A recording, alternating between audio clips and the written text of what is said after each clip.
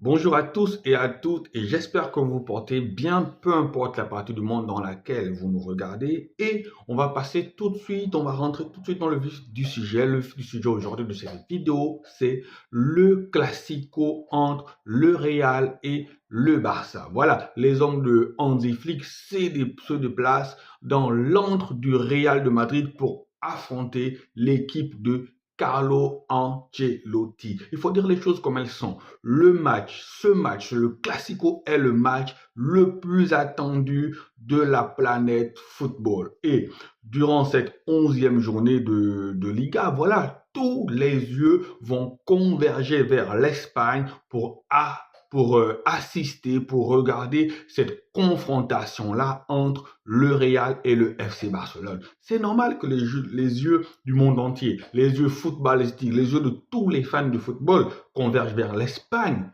Parce que aujourd'hui, quand on voit la dynamique des deux équipes, eh bien, la dynamique, elle est positive. Et elle nous montre qu'il va se passer des dingueries dans ce match-là. On a le Barça qui est premier de Liga et on a le Real qui est deuxième. Donc c'est un match au sommet. Les deux équipes sont proches l'une de l'autre. Eh bien, ça promet un match difficile, un match relevé, un match qui pourrait se jouer à des détails. Voilà, parce que c'est deux grosses équipes. Le Barça est redevenu cette machine-là, cette équipe-là qui fait peur. Et le Real n'a jamais semblait aussi dangereuse que maintenant. Donc, dans cette vidéo-là, qu'est-ce qu'on va faire? On va faire une petite analyse des forces et des faiblesses de deux équipes.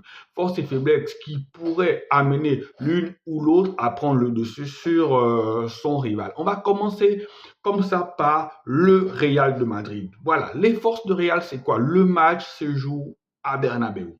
À Bernabeu, c'est difficile de manœuvrer le Real. À Bernabeu, c'est difficile de s'imposer sur le Real là-bas. C'est quasi mission impossible. Je ne dis pas qu'il n'y a pas d'équipes qui se sont imposées à Bernabeu, mais lorsque le Real est à Bernabeu devant son public, il y a un supplément d'âme qui s'installe dans tous les joueurs. Raison pour laquelle je dis ce ne sera pas facile de venir s'imposer dans cet environnement hostile pour les hommes d'Hansi Flick. Voilà, et je pense aussi qu'avec la victoire en Ligue des Champions, cette victoire importante sur Dortmund, on a vu le sursaut d'orgueil du Real de Madrid, ce qui montre que la détermination, ce qui montre que cette équipe-là, vous pouvez mener 2-0 à cette équipe-là n'est jamais morte. Cette équipe-là a quelque chose en elle. Et lorsque, je ne sais pas si c'est un bouton qui est positionné quelque part, et lorsque Carlo Ancelotti appuie dessus, eh bien les joueurs prennent une autre mentalité. Donc là, pour le premier atout, c'est quoi? C'est le stade, c'est le supporter, le deuxième membre qui sera du côté du Real de Madrid. Et après, tu as forcément les trois flèches de devant. Je veux dire, bon, les quatre fantastiques. Les quatre fantastiques, c'est l'atout offensif principal du Real de Madrid. Ce sont des joueurs qui adorent les espaces, avec un Mbappé, un Vinicius. Ils nous ont encore montré ça contre Dortmund. Et pour ma part, je veux dire, après la démonstration de Vinicius, l'atout principal du Real de Madrid, c'est forcément Vinicius. Est-ce que Vinicius sera dans le même état d'esprit? Est-ce que Vinicius pourra rééditer la prestation XXL qu'il a eue en première mi-temps? Non, en deuxième mi-temps, je veux dire en deuxième mi-temps contre Dortmund. Là est la question. Est-ce qu'il pourra rééditer cette prestation-là? Donc moi, les points faibles, plutôt les points forts de Real, c'est plus la détermination. Parce que collectivement, je ne trouve pas que cette équipe-là arrive encore à dérouler collectivement. Je pense que c'est plus des actions d'éclat, des actions individuelles, c'est plus sur leurs individualités qu'ils comptent décanter les situations. Donc, si on retourne un peu en arrière, on regarde les différents classiques qui se sont joués, eh bien, le Real a eu l'avantage. Donc, pour ma part, le Real ne part pas défavorisé. Le Real a des certitudes. Et Hansi Flick le sait. Si Hansi Flick joue la défense haute comme il a l'habitude de le faire, eh bien, ça peut partir très vite dans le dos avec Vinicius et Mbappé. Donc, on a aussi l'autre point fort, c'est Thibaut Courtois. Thibaut Courtois est un immense gardien. Thibaut Courtois est un grand gardien. Thibaut Courtois n'est plus à présenter. Voilà. Donc, voici les forces du Real de Madrid. Mais ce sont des forces qui peuvent apporter dans une rencontre. Maintenant, les faiblesses. Les faiblesses, c'est quoi? Vous avez vu la première mi-temps contre Dortmund. La première mi-temps était catastrophique. On ne le reconnaissait pas. Si ce Real-là entame le match du Classico de demain face au Barça dans cet état d'esprit-là, ils vont se faire manger.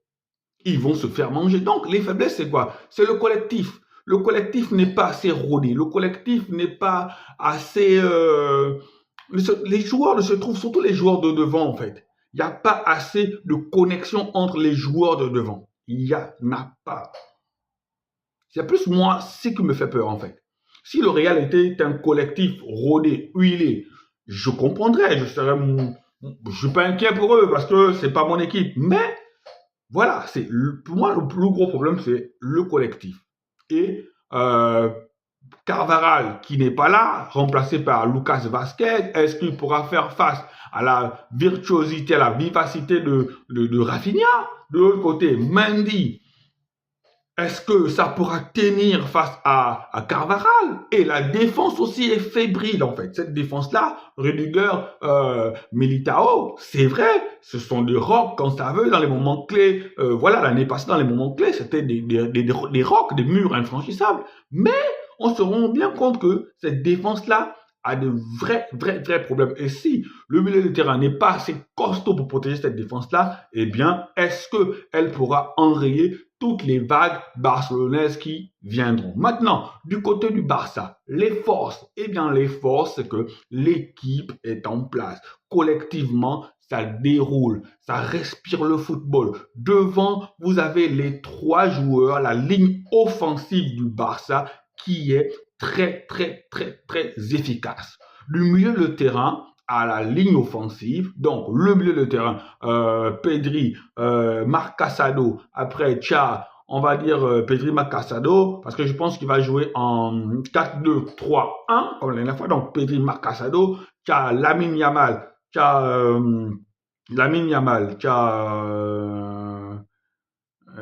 Firmine et Tcha, Rafinha. C'est costaud, les gars. C'est costaud. Les forces, pour moi, les forces du Barça, c'est toute l'équipe déjà.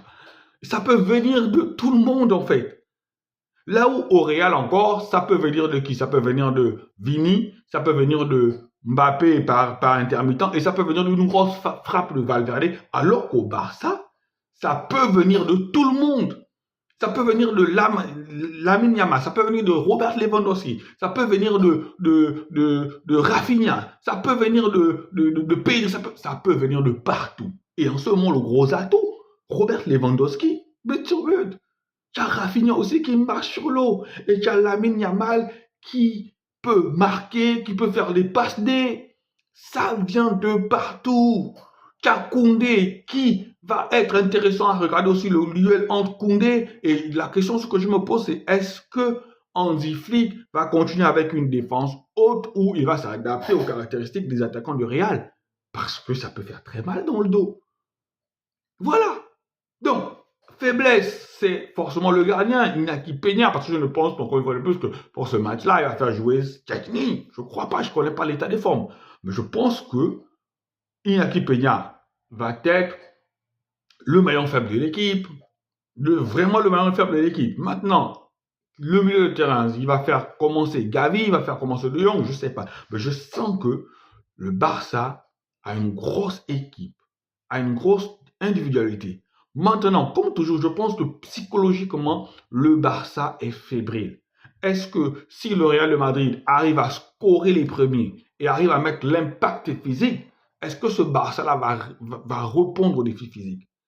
Mais pour ma part, je pense que le Barça, avec tout ce qu'ils nous ont montré en début de saison, avec la prestation qu'ils ont faite contre un cadre européen, je pense que le Barça est légèrement favori pour ce match-là.